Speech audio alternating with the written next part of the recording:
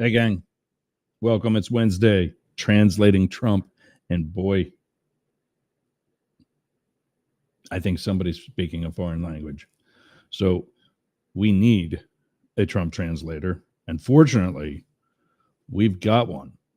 Let's bring him out. Philip Blackett, published author, Harvard educated, the smart guy in the room. Please help us. What's going on, sir? Happy New Year. Yeah, Happy New Year. I got to turn some speakers off first. Hold on a second. Mm-hmm. There they go. All right. Yeah, Happy New Year. How were your holidays? It was good. It was first holidays in Florida. It's nice to celebrate the New Year without a lot of snow and ice. Yeah, that was a favorite Facebook meme that I've seen in the past couple of days. Really? I love the snow on Facebook from Florida. Oh, I filled out one form to get an estimate on what my house might be worth. Got him. Now I'm getting calls every 5 minutes. Got him. Somebody wanting to refinance. And all I wanted to see was I thought it would spit out like a calculation and give me an approximate. That's it. That's all I wanted. Yeah. I wasn't expecting to get down to the penny and, hey, let's force you into refinancing and getting rid of that low interest rate that you got before everything exploded. No, not happening. Mm-hmm. I just want to know, where I'm at. And now, as you just heard, I got to put this on silent because it'll keep going for the next hour. And then as soon as the show's over, I won't hear anything for the rest of the day. That is the hell. That's my life. But good Christmas, good New Year's. Listen, I got what I wanted for Christmas back on November 5th, so I'm happy. Oh, piss up a rope.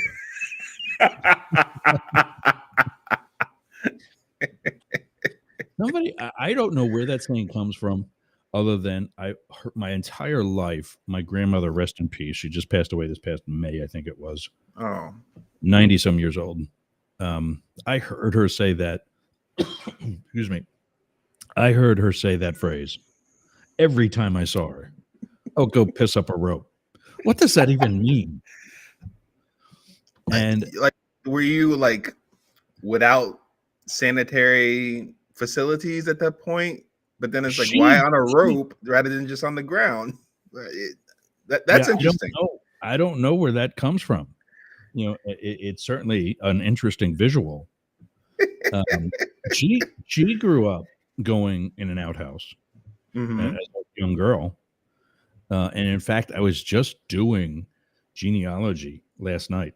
Mm-hmm. I found out my dad's grandfather, who he never knew. My grandfather, his dad, passed away when I was in the 5th grade. Mm-hmm. He was considerably older than my now late grandmother. And that was my dad's mom that I was just talking about. They were 20, 22 years apart. And my grandfather passed away back in 83. And my dad never knew a lot about his side of the family. Never knew his grandparents, never knew aunts or uncles, none of that. And so I'm digging, and what got me started was somewhere I heard that I had family members in the American Civil War. Mm-hmm.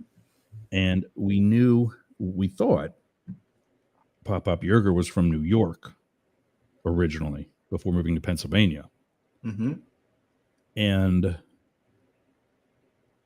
that would make sense because there were New York regiments at Gettysburg. Mm-hmm. And so, and even, the time frame, pretty much everybody was in the American Civil War. And so I'm looking up my grandfather. Well, actually, no, I'm just looking up Yerger, American Civil War. And I'm finding Edward, William, a third name, then Charles, Well, Edward, William, and whatever the third name was, were Confederates Hmm. from like Mississippi and Alabama. Are you trying to say you got slave owners in your family, Yergs? I don't know. Nothing very direct, but I mean, Yerger, yes, we're related Hmm. because Yerger was spelled with a J. First, it was Yager, almost like the hockey player Jaromir Yager. Hmm. We are actually direct descendants of Jägermeister. That's the spell. Jägerbomb. Yeah. Jaegie or whatever the hell it is. I can't even Yeah. spell it. But my ancestors were two brothers, came over from what is now Germany Hmm. more than 300 years ago.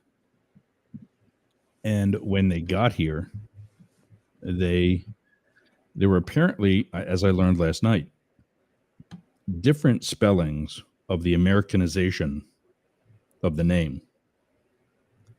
One of which was Jaeger, as in like the pilot, Chuck Yeager. Hmm. In fact, as a kid, when I say Yerger, people would ask me if I was any relation to the pilot. And I didn't know any pilot by the name of Yerger. So I had no idea what the hell they were talking about. Until one day it hit me, oh, Chuck Yeager. No relation. Turns out we actually are. Like way the hell back, but we are. Because of the two brothers that came over here who Americanized their name in, like I said, there's actually a couple different ways to spell it. The Jaeger, the Y-E-A, changed to Y-E-R when the two brothers got in a fight. Hmm. And the hot-headed one changed the A to an R. Well, obviously, guess which one I'm related to. So I finally said, okay, well, I'm getting all these other names. And then there's Charles Yerger, who is from Ohio. So that makes him a Union soldier. But there was another Charles Yerger that is the name of the American Legion post in my hometown. Hmm. Charles B. Yerger.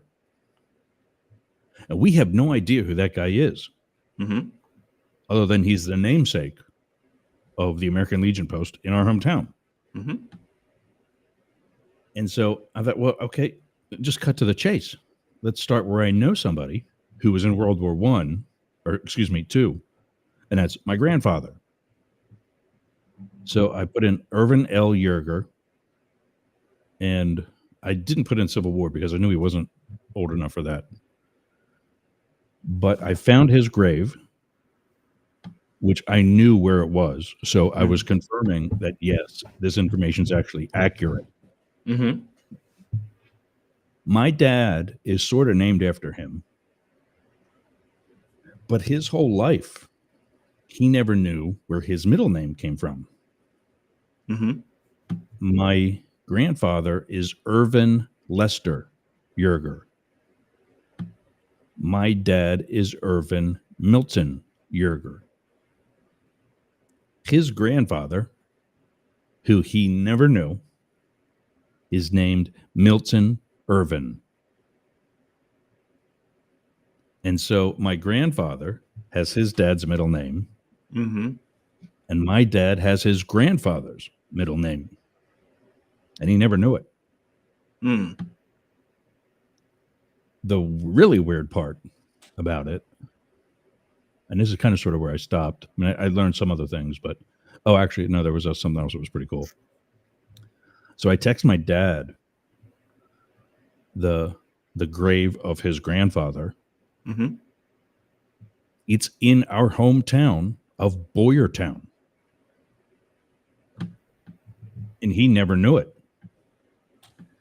In fact, when he and my mom get together with a family friend and they go for walks, like in the summer evenings and early fall, they walk right past this guy's grave every night. and they never even knew it. Mm-hmm. It's in a place called Fairview Cemetery in Boyertown. And they actually walk up the hill and through the graveyard. And they never knew it. But then I went back further to my grandfather's grandfather, my dad's great-grandfather, my great-great-grandfather, who was the first one in our family lineage to spell the name with a Y. He was born in 1822, died in 1909, I think. No, that's not possible because, yeah, no, he died in 1909. That's my grandfather's grandfather. He was Abraham Yerger. And his dad was Yerger with a J. Jerger. So a much more normal American spelling, but still was still using the J, which I thought we lost 300 years ago. But now here was the odd thing. My dad's grandfather was born on June 15th, I think 1844. My mom is born on June 14th. And I, wow, that was cool. But I don't know how we got talking about like genealogy and stuff, but Piss off on a rope. Yeah, it was a good 14 minutes. But yeah. Oh, yeah, that's right. We're pissing up ropes. So yeah, I have no idea where that came from.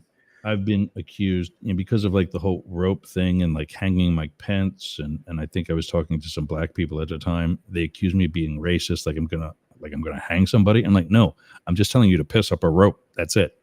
Don't get too pissed off. Don't hurt yourself trying to think about it. You didn't say hang yourself on a rope. You said piss up a rope. That's like exactly that's just normal reading comprehension at that point. You're just like, okay, do you understand what I just said? Yeah. And that's a deep issue. Oh yeah. We're not a nation of readers now. We're a bunch of soundbite sensationalists. We're not. But more than, and this was the joke I'd been cracking since November, so it was kind of a Christmas gift for me too. In that I have a comedic job for the next 4 years. And this number changed once some of the final populace general, not the electoral college, but the mass voting. I can't even popular think of vote. Yeah, the popular vote. It wasn't as high, once it got fully tabulated. But at one point, he had 71% of the popular vote. 71% of American adults have no higher than a 7th grade reading level. So you can imagine the jokes that, I was coming up with that, and the corresponding it to why they voted for Trump was because they can't read in the first place. Well, they were simple enough that they could figure out he was the right person for the job. Maybe that was it. Maybe she was a little too esoteric, a little too rhetorical, a little too academic, a little too elitist. Yeah, we got to add you to the Friday show, I think, because we've been talking about not what Trump did right to win, but what she did right to lose. What she did right or what she did wrong? Well, what she did wrong, but what she did right, if she wanted to throw the election or if she wanted to screw things up, she did right. But yeah, what she did wrong, really, like it's an autopsy like lesson that could be textbook to revisit every 2 to 4 years of what not to do. And I understand why President Biden really recently made the statement that he felt he could have won. Because earlier on, to include his debacle of a debate, and before that, he was giving out what I think most of us agree were way too much information, like Mhm. beyond what voters can really comprehend long term from that point up to Mhm. election day, Yep. and retain from that point to election day. She turned around and didn't say anything, Mhm. really. But anyway, Biden's last stand. Y'all took it away from him. there, I was not earlier on. I was not a fan of Kamala. I mean, she grew on me, if for no other reason that I was even less of a fan of Trump. Mhm. Worse, But better of two evils, maybe. yeah, and that's what I was saying. That hey, you know what? We're back to some normalcy Mhm. if that's really our decision. Mhm. Because I remember growing up as a kid, that's all my parents bitched about every election cycle was, who do we like the least? Vote for the other guy. And the lesser of two evils. And now this one, it's just I want to sit down with you and go through a lot of these, but there's some more recent stuff we got to definitely hit, like the Mar-a-Lago press conference. His wanting to push. I'm burping up coffee. Sorry. His wanting to push the one big bill through, Mhm. and then he wants to split it up, and then he wants to push a big one through again, and we're going back and forth on that. And then, what is the strategic value of Greenland Or Canada. or I thought Canada? Canada would be more feasible because it's contiguous right next to us. You want the state across the ocean? Well, Interesting. Guam, Puerto Rico, Hawaii, Alaska, But they're they're not at least on contiguous. the same side of the world. Yeah. Well, that's the other thing I learned. I found I found this map comparison site. Mhm. When you look at Greenland on a map or a globe, it looks huge. And that's because of, especially on a map, it's stretched out to create for the, or to compensate for the curvature of the earth. Mhm. Bottom line is it's not near as big as what it looks. Mhm. And I'm just wondering if he knows that. It's what I call the Porsche nation. The Oftentimes, portion, okay. Go ahead. oftentimes men buy Porsches to compensate for something that's smaller than the Porsche. Well, that's the other thing. Does he know it's actually not even close to the color green? Why they call it Greenland? Yep. That's why it was named that. It's, advertising at its finest. Mhm. And then at least this one strategically, it's not appropriate, but strategically I see the value of, and that's the Panama Canal. Mhm. Trade. But he has no legitimate claim to that anymore. Mhm. Zero. And just because we don't like the cost of it, have you bought anything from America recently? Paybacks are a bitch. So, but what I want to ask you, and I won't make you elaborate today. In fact, I'd rather give you some time to think about it if you haven't already. Wasn't January 6th of 2021, not 2 days ago, January 6th, a deal breaker for you on any level? Oh, I can talk about that. Especially now that we know, Mhm. forget about what we thought we knew then, Mhm. and even though we knew it then too, and Mhm. so did his staff. Mhm. But now that we know the 2020 election was not rigged on any level, Trump's own Department of Homeland Security called it the most secure election in history. Mhm. So There was no stopping the steal. There was no steal to stop. It wasn't too big to rig because there was no rigging done in the first place. Mm-hmm. And again, you don't if you need to think about that one. No, let's talk about it. Like I can neither how do I say it? I can neither agree nor deny because I'm not there. But yeah. I'm enough to the point where it's like, yeah, let's go with it. The election counted as a loss. Yeah. We had to move on. January 6, 2021 happened. It did not happen ideally the way I would have liked to see it. And I had some feelings about it. Okay, so he has a rally on, I think it was the Lafayette Park side of the White House complex. And he has a rally. And we'll even be okay with people saying stupid things.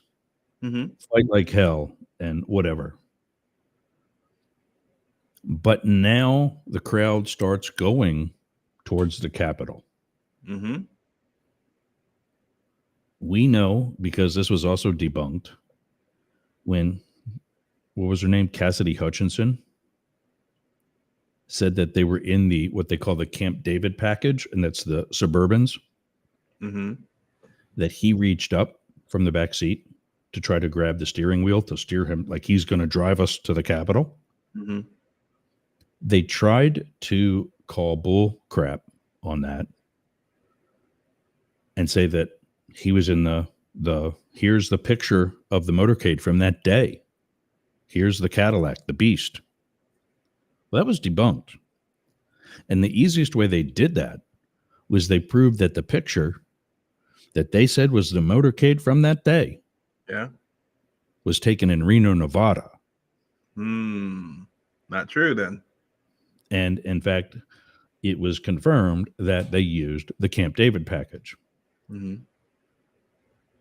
So that, more than, what was it, 3 hours of the rioting going on before he did anything to try to stop it.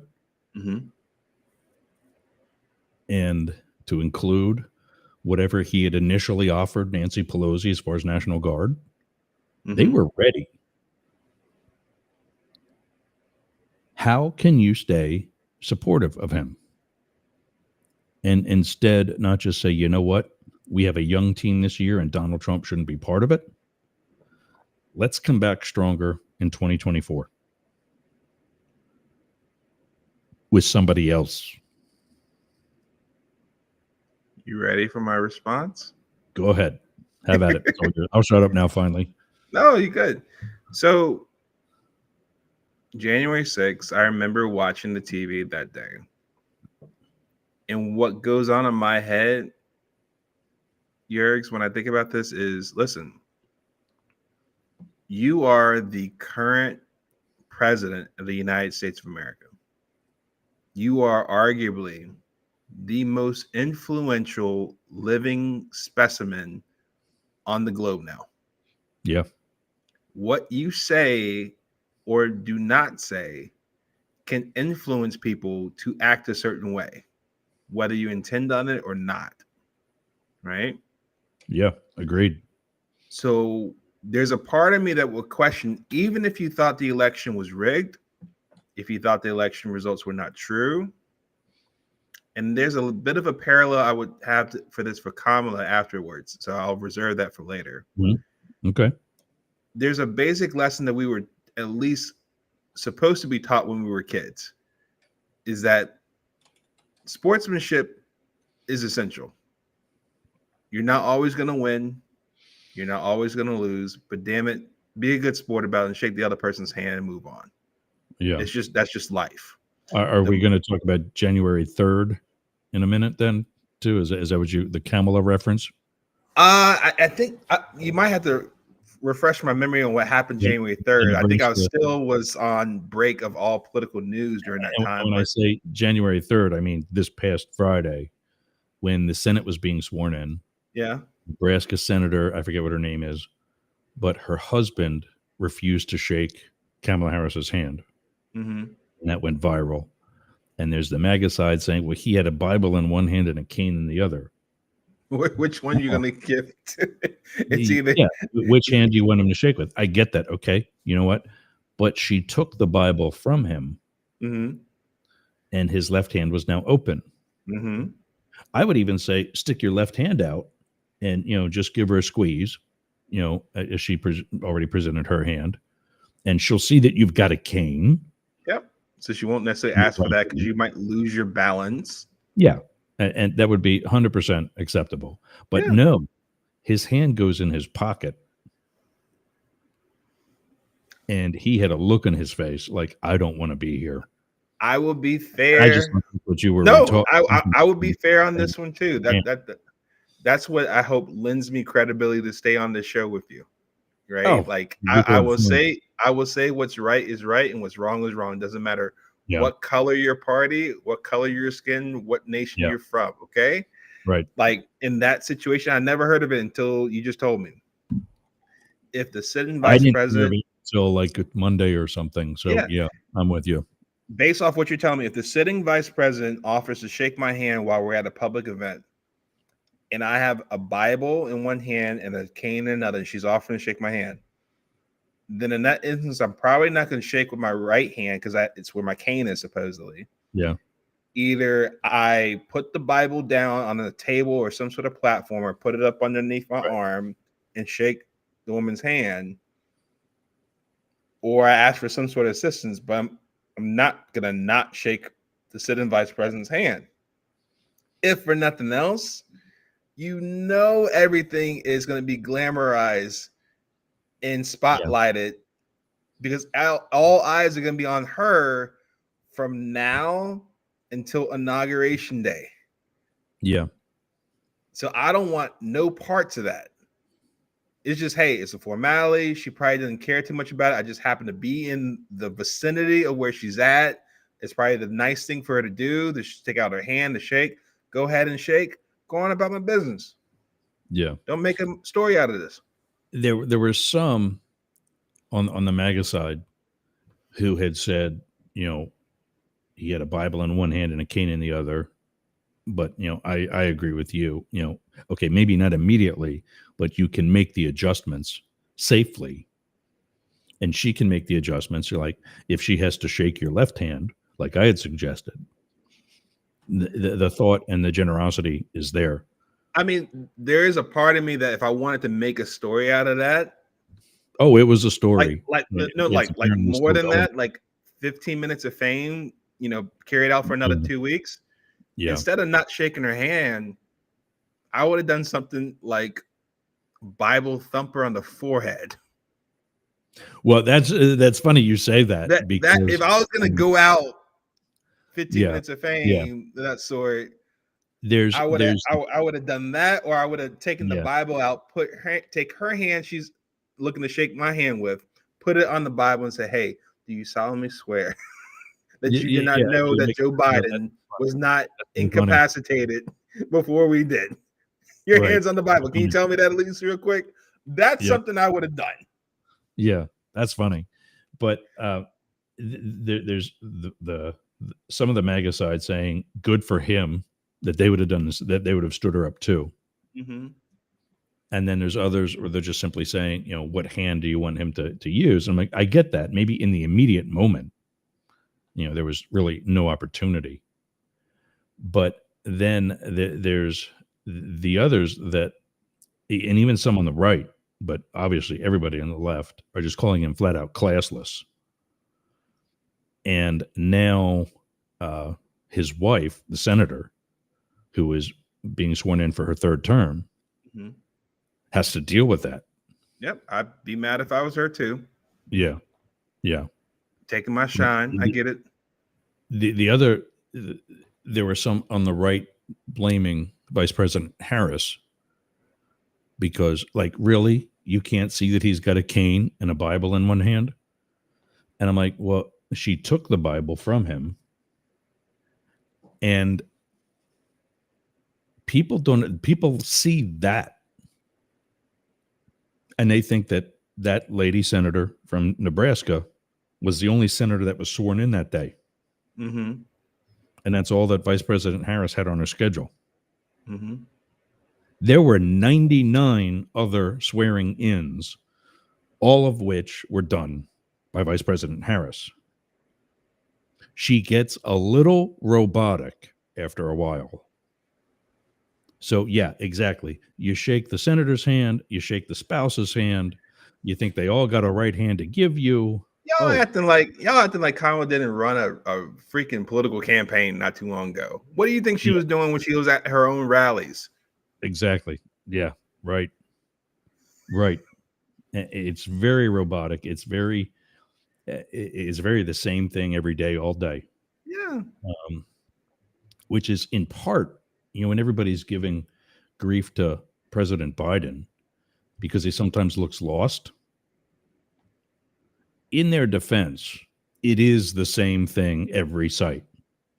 It's you consistent. Walk out on stage. You walk out on a stage. You give a speech. You walk off stage, stage right, work the rope run right to left, leave stage left, or sometimes vice versa. But in his defense, they are not all the same.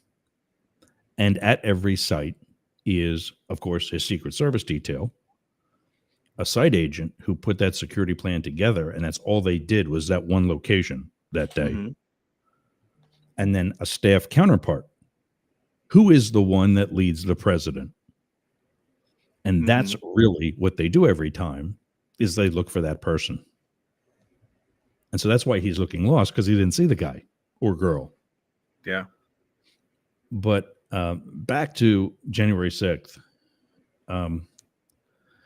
things like the 3-hour wait or however long it was before Trump did anything, then President Trump did anything. Is that a sufficient time for you? Should he have done something sooner? Should he have done something immediately? Based on what we know as historical fact, obviously you weren't in the West Wing, neither was I. But based on what has been said by his own people, what would you have done differently? In relation to January 6th? Yeah. Yeah, back to that. I was about to say, are we back to Kamala, January 3rd, January 6th, Trump? Okay. All right. Back to what I was saying before, it's just because you have such humongous influence among people that are very much drunk in adulation and admiration for you. You tell me where to go, I'll punch whoever you want me to punch, even if you're just kidding. There's a level of responsibility that goes with what you say and do. Now, there's some part that's completely out of his control. If somebody wants to storm the Capitol on their own volition, just happens to be the day that you're doing a rally, you can only account for so much. But I think that even with a rally and you question the legitimacy of the election, you can rile people up a certain way, especially when it's a whole mob of people. On top of that, Roz, we're also not too far away from history of seeing, we also live in an age that people can plant groups of people and dress them up as certain types of people to protest, stampede, cause violence. And everyone looks at it as oh, that's those people. And it's not really them. So there's always that element too. So I think what came off, long story short, is you have a significant amount of influence from what you say. Yes, I get it. You may dispute the election. You may still think that. You also have to keep in mind, though, that it's a very contentious population you're around right after the election. You have to be able to figure out how to strike that balance between being 100% truthful, how you feel, but also one that says, listen, we got to move forward from this. Right? Because what I don't want are people trying to take matters in their own hands, as futile as that can be. Because in my mind, in recollection, how does storming the Capitol grounds gonna honestly change anything? It actually makes it a lot worse for you in retrospect, on reflection. I'd be like, no, you're not gonna do this on my watch, dude. Right. So I think people are gonna be people. They're gonna act when they're gonna want to act. They want their 15 minutes of fame if they want to do that, but don't play a part and motivating someone to do something stupid. And I think when that happened, yes, there was a part of me that said, you know what, this does smell a little bit of sore loser to me, and that's not necessarily something I want to be necessarily tied to, even though I voted for him. So I might not like the action. I mean, like the candidate better still, but it wasn't necessarily a deal breaker as far as if he ran again. I did want to Really? see if he was. I did want to see if he was like somewhat remorseful or not. But if he stuck to his guns, then I had to say, listen, if that's the candidate that's out there, we got to choose between that candidate and his opposition. And so at that point, you still say, okay, yes, January 6th happened. But at the end of the day, 4 years later, when I'm in the voting booth, all things considered about both candidates, which one's better, I believe, for me and my family? Which one's better for the country, I would believe. And that's what garnered the vote. And you for think me. Trump was it? In comparison to the opposition, yeah. I mean, that wasn't a riot. That was a coup. Plain and simple. There was a coup on the other side, too. We just don't have confirmation yet. What? Biden's last stand. Why did he not get to run against Trump? I feel bad for the guy. Let him leave. Let him leave on his own terms. He should have. President. He said, and this is this is one of the rare occasions where I agree with Blake Fisher. I love the guy. You know, Blake's a good dude. He needs to share the mic a little bit more. I bitched at him last week for that. I said to him, I go, dude, we're doing this show for almost a year now. It's about time you start improving. And he didn't know what to say. I always come off of, I just try to act in a way where you invite me back. If I come back next week, I'm doing something right. Wednesdays are translating Trump. And I thought about that too myself. Wednesdays are translating Trump. And that's the day where you should be doing more of the talking. Mm-hmm. And so, you know, I'm trying. I'm still a guest on your show, sir. No, you're a co-host. This is your world. I'm just living in this little screen of mine. I hate that saying. I hate that saying. With the take back the flag hashtag. I have no idea what that means, but now I'm labeled with it. So I just got to own it. January 6th is actually a perfect example where the American flag was used by the far right, and in some cases also the far left, as more of a battle flag than it is. Like when you're storming the Capitol, you're not representing the United States. I'm taking the American flag with me. And they used the American flag. They used the Confederate flag. Yeah. They used the "Don't Tread on Me" flag. Yeah. They used the Trump-Pence flag. Yep. Any flag for that matter. And like he's watching from the White House, watching flags go up the hill, like during the Civil War and the Revolution, and when carrying a flag was an honorable and very important role in an infantry, because that's how generals from far away could see where their people were. Like, you know, like the moment that comes top of mind for me as far as like American flag being raised up, right? Iwo Jima. I think the Marines on Iwo Jima. Yeah, like that's like outside of like watching quarterbacks do that nowadays when they come out the gate for a football game and they wear the flag and that's what like that Iwo Jima, like that. Yeah, that's a significant moment. Like I think a lot of people like imitation is the best form of flattery. I get it. But yeah, like going up your own Capitol steps in your own country, in your own nation's capital with the flag, like get out of here. That's not doing anything for me. Right. Yeah. And that's what basically that means is that there was a survey done and some heavier number of Republican right-leaning people hang a flag in their home, the American flag in their home.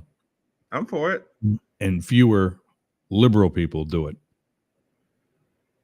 And I wonder why, but yeah.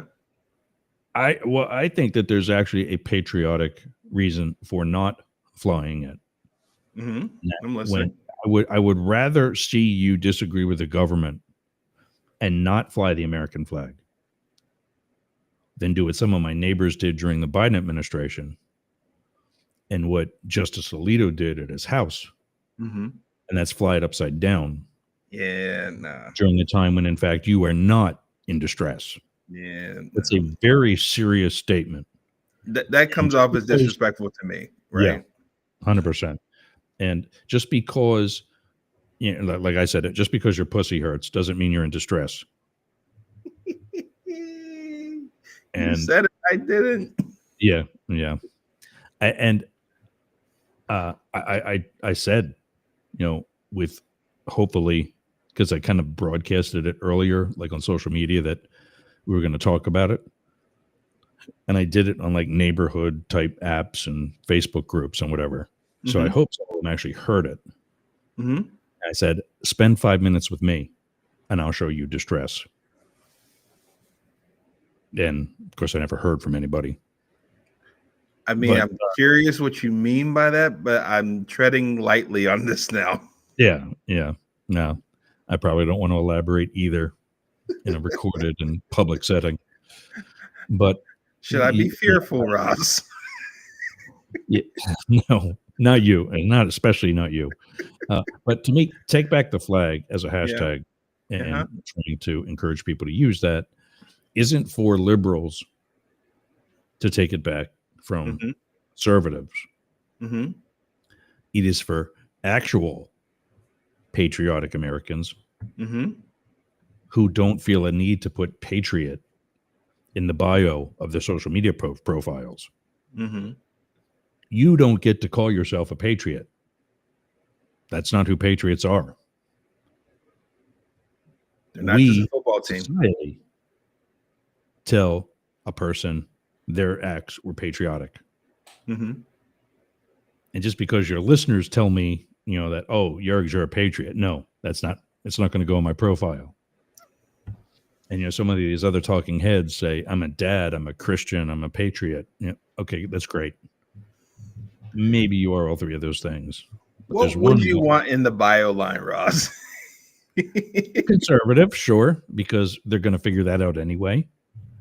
But don't use your kids, and you probably have that you're a dad in your profile too, but don't use your kids to try to tell people what a good person you are. Mm-hmm. Let your show do that. Mm-hmm. And I'm referring to people like Benny Johnson, who's down here in Tampa. Probably, I don't know for sure. And I'm not a fan of Benny Johnson. This other one I am actually a fan of. I do respect his journalism, I'll call it. Ben Shapiro is a conservative, also a Trump supporter. Mm-hmm. Like any conservative or liberal that's in one direction or another. There's a car in my driveway. Amazon? No, it's a royal blue minivan. That could be Amazon. Could be, yeah, but they just left. Okay. Anyway, yeah, let me hear your show and let me hear your take on things, even if it's, you know, far right conservative. Or just a different viewpoint. Yeah. Yeah. And that's fine. Let that tell me that you're a good person. Mm-hmm. Don't bring your kids into it. Don't bring the Bible into it. 30% of our founding fathers were not Christian. Mm-hmm. They were deists. They believed in a God. Mm-hmm. Just that the overwhelming goodness of man is what's going to rule the day. And so that the whole one nation under God I believe and support all 10 amendments to the Constitution, the Bill of Rights. Mm-hmm. And I certainly believe that freedom of religion can easily mean freedom from religion. Mm-hmm. And I wonder what people like Ben Shapiro say when they hear that this is a Christian nation. He's a Jew. I mean, at least when I grew up, Ross, they didn't necessarily say Christian nation where I grew up in the South. They did say it was more Judeo-Christian. So he was included, at least back when I was growing up. Yeah, that way, yeah. I mean, that's me being Protestant. Part of the Apostles' Creed Mm-hmm. is there's a line that says, "I believe in God the Father, the Holy Catholic Church." Mm-hmm. Why? We're not Catholic. Mm-hmm. Well, we kind of sort of are. We are descendants of Catholicism. All Christianity really is descendants of Catholicism. But anyway, Yeah, that I was would have to. uh, I would have to dig into my seminary roots on that one, but I don't want yeah, to divert too yeah, far away from what you're talking about. yeah. But I'm just, to me, Trump is a traitor, and I can't support him. And that's not just January 6th, Mm-hmm. but you're showing attack plans on Iran to people with no security clearance. That's not okay. I And that's get not people the make same, mistakes for sure. Yeah, and there's some that's not things that the he's same probably thing. done I probably would not want to do if I was in his shoes for sure. Yeah. And that's not the same thing as Bill Clinton using a cigar on an intern. That's between him and Hillary. I For that mean, matter. So once are the again, transgressions. real quick, Yeah. Bill So are the Clinton back in. transgressions of Trump and porn stars and whoever else. Look, I'm just making a similar parallel, right? I'll be honest. Call a spade, Ross. Look, Yeah. Bill Clinton, even in that instance, you are the president of the United States. You are seen as arguably the most influential person in the world, especially during that time before social But media. he admitted that. He Yep. flat out said, I get the it, and I reason give him why credit he for it. lied about Monica Lewinsky was because he could. Mm-hmm. I would love to hear Trump with some admission like that. And you might get that over the next 4 years because for sure he's not running again. That's not true. We don't know that. Oh, come on. I keep thinking George Soros. It's not Soros. He's the liberal. There's the one conservative, Steve Bannon, Mm-hmm. who's already looking at constitutional loopholes to get Trump a third term. And I said that back in 2017 Mm-hmm. when I had my experience with the staffer. Mm-hmm. My counterpart I have like a slight delay in my headphones, and I don't usually have this, but my counterpart at the Armed Services Ball, where I was a site agent, I ran into him weeks later, not too much later, after one of the debacle decisions that came down early in that administration. I don't know which one it was. Let's say it was like maybe the Muslim ban or something. Mm-hmm. And I run into the guy in a bar. And I go, Luke, what the hell? What's up with whatever it was? And for as much as I don't remember the actual subject, I remember this like it was 2 minutes ago. He looked at me and said, Yergs, you think that's crazy? Wait till you see us in our second and third term. And he said that as serious as the last breath of a heart attack. Mm-hmm. That wasn't, I tell that story, and Trumpers other Trump supporters that I've talked to try to laugh it off like, oh, he was just joking. No, you weren't there. You did not see the look on his face, the tone in his voice. You haven't worked with him for 2 months straight to come to know the guy. I know Luke. I still have his phone number, actually. Mm-hmm. And he was as serious as, like I say, the last breath of a heart attack. How does that not scare you? Or at least make you concerned when you hear that story?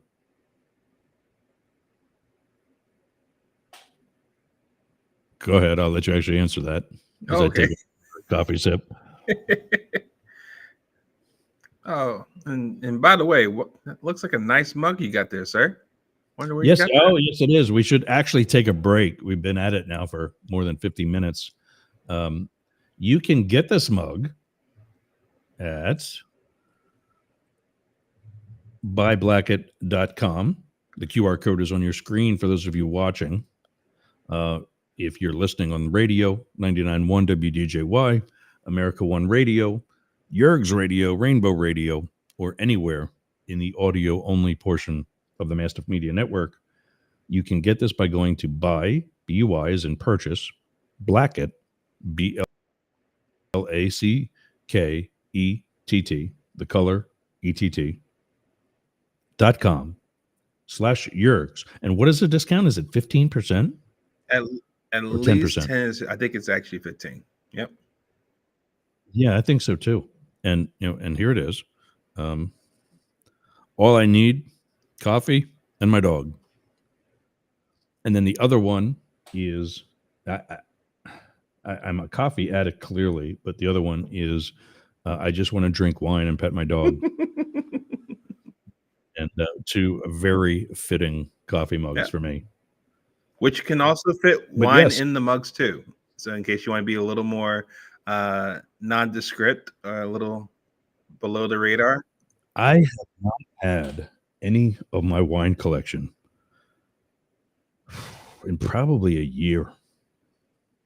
I'm really due, and I don't want to grill outside right now. It's cold down here. You know it. You're up in Orlando. You're not far away. Did it hit freezing where you're at? 40, not yet. Oh, I thought like overnight. Overnight it might have. Got It might have. Yeah, I thought because I think it did down here too. I'm just north of Tampa, and we don't like that stuff here. Hey, but we'll take that over hurricanes though. Yeah. So what the the hurricanes don't scare me. You're more concerned about below freezing weather overnight than winds of 100 miles per hour. Yeah, I can go inland. I can that's what I did for Milton after having already lost everything to Helene 2 weeks later when Milton came through. Actually, no, it was because it was another night. I don't know. I spent 6 nights in my minivan. And the 6th one was because of Milton. We did evacuate. I live out here in a canal neighborhood, peninsula. And we did evacuate. I did go inland. I sat in a bank drive-through at like the underneath the roof that's over top of the station where you pull up and talk to a teller. There was another SUV up against the building. So I was in the middle lane. And then a sheriff's deputy was in the outer lane with us too. And we weren't squared underneath the roof. We were a little bit forward because of how the rain was coming down on an angle. By having our noses stick out, we were actually more covered than if we were backed in further, because then we were more susceptible to wind and any possible damage and whatever. But the other thing, it occurred to me, the hurricanes are usually now, Ian down in Naples was not, but the hurricanes are usually fast moving. And when, it means it's like Helene, I left at like 2:00 the day of. She came in later that evening into the early morning. And by sunrise was gone. And when I say gone, so was the flood. Everything had receded by sunrise. I was back here cleaning up by 9:30, 10 o'clock the next day. I drove down to St. Pete and took cover down there. But real quick, it's 11:57. You're listening to Up the Middle, Translating Trump. My co-host every Wednesday, Philip Blackett. On the screen is the QR code for buyblackett.com. check that out. Even at least just check it out. There's more than just mugs. There's shirts. There's other cool stuff. Ken checking in today too. One of our super fans. Morning, Ken. You gotta tell me. There you go. I cannot confirm or deny. There you go, Ken. Thanks so much. Yeah.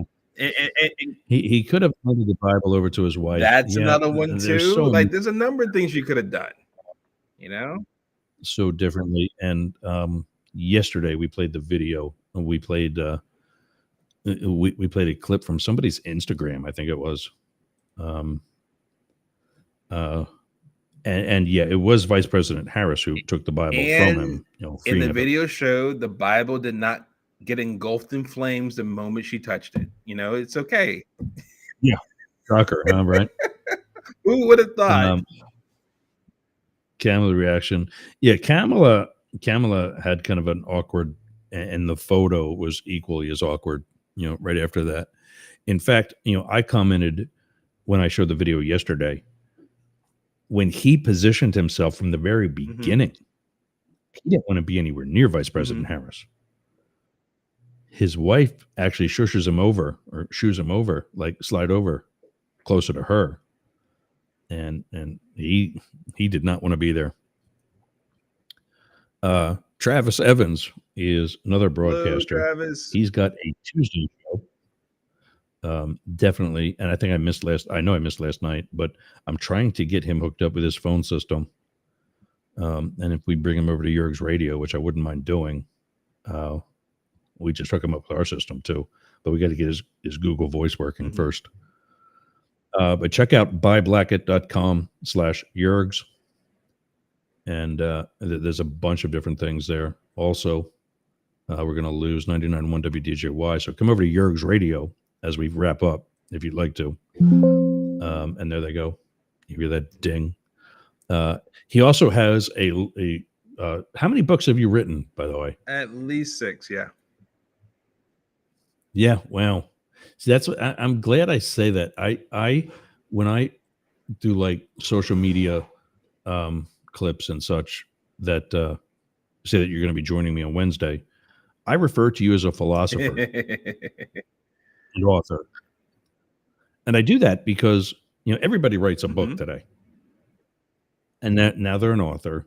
And I think it cheapens people like you that do real research. Don't put that in the bio line. But you write books that actually matter. And the QR code that's by his photo and where it says author, that one is to his books. According, what is that? An Amazon link, if I remember correctly? Yeah, Amazon link just shows, just profile page and just the books I've written that people can get on Amazon.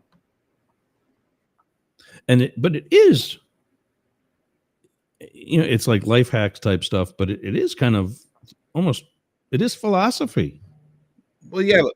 So. I think the biggest one, I'm just looking at the books now on my shelf, is just like, the biggest one is to disagree without disrespect. Like, that's a philosophy. Yeah. That's actually your most recent. Yeah. Right? That's actually it was right? It was the first one. But it was the one that caught the most, I guess, like attention, or has been the most helpful for people, because that's a philosophy or a skill set, if you want to call it that. That's applicable whether you're into politics or not. Right. And have you worked with David Beckmeyer from Outrage Overload Not yet? I know I met you both through Podmatch, which I need to re-up actually. But do I need to reintroduce, or do you have his contact info? Yeah, we could probably do that. I mean, I think we can definitely, find ways to connect offline for sure. Yeah, because I had just this week also gave him access. Like, he actually had it and hadn't used it, and lost contact info for it. But he has the back end info for Jurg's radio, so he can upload all of his own shows and keep the playlist up to date. Something that I'm seriously struggling in doing. So I'll reach out. And we got a scan on the QR code. Wonder which one it is, because we got 2 up there.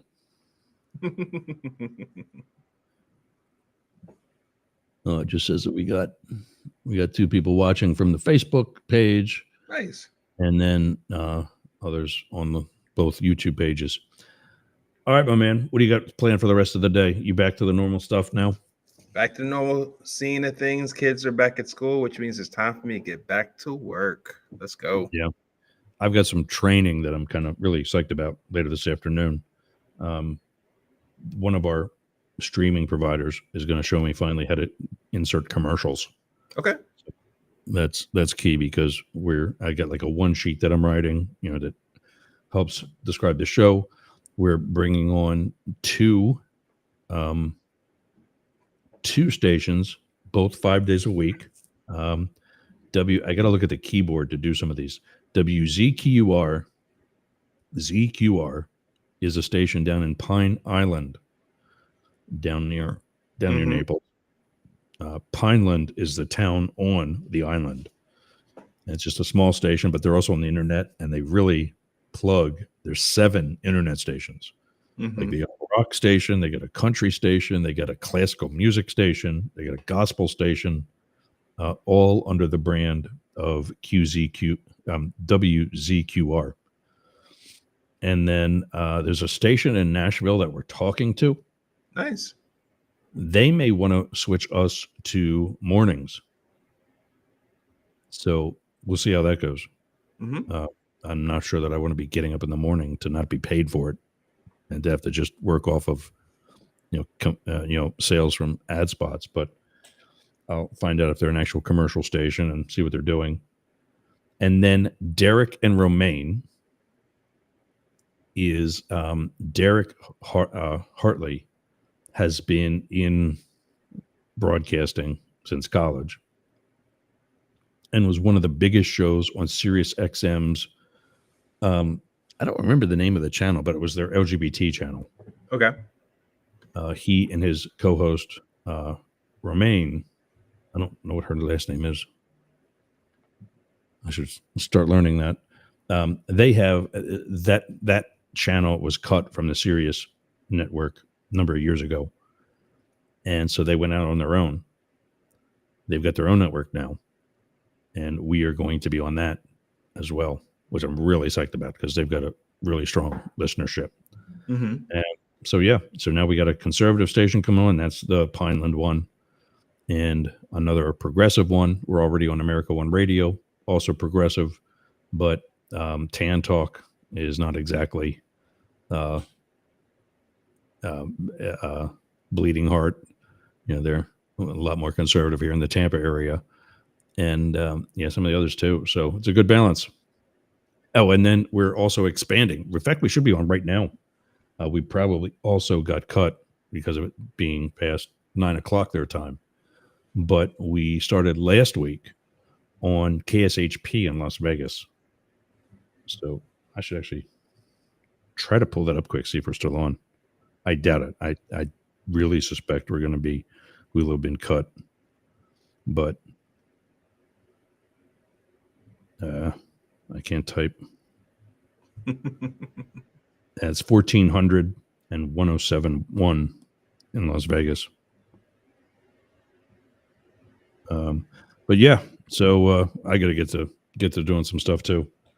So if I don't see you Friday, I'll definitely see you next week. Welcome back, and Happy New Year.